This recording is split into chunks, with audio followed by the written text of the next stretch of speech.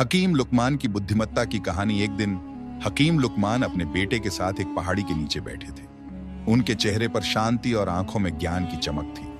वह जानते थे कि अब समय आ गया है जब उन्हें अपने बेटे को जीवन के महत्वपूर्ण सबक सिखाने हैं। उन्होंने अपने बेटे से कहा, बेटा, जीवन एक यात्रा है और इस यात्रा में सही रास्ता चुनना सबसे महत्वपूर्ण है। मैं तुम्हें एक कहानी सुनाता हूं जो तुम्हें पूरी जिंदगी याद रहेगी। फिर उन्होंने कहानी शुरू की।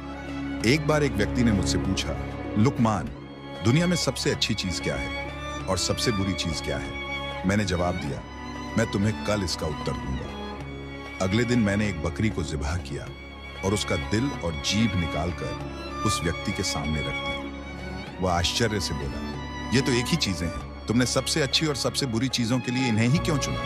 मैंने कहा, दिल और जीभ दुनिया की सबसे अच्छी चीज है जब ये पवित्र हो।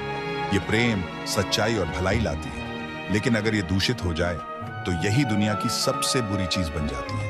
ये नफरत, झूठ और छल का कारण बनती है। यह सुनकर लुकमान के बेटे ने पूछा, अब्बा, क्या हम अपने दिल और जीभ को हमेशा पवित्र रख सकते हैं?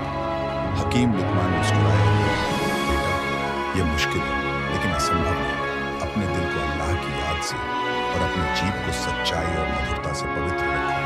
अपने कार्यों पर नजर रखो, बोलने से पहले सोचो और हमेशा विनम्र रहो।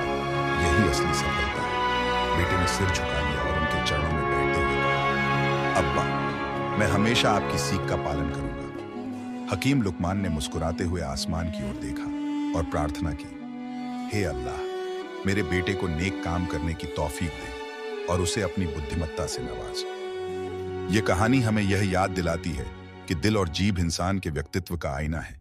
इन्हें पवित्र रखकर जीवन को सुंदर और सार्थक बनाया जा सकता है।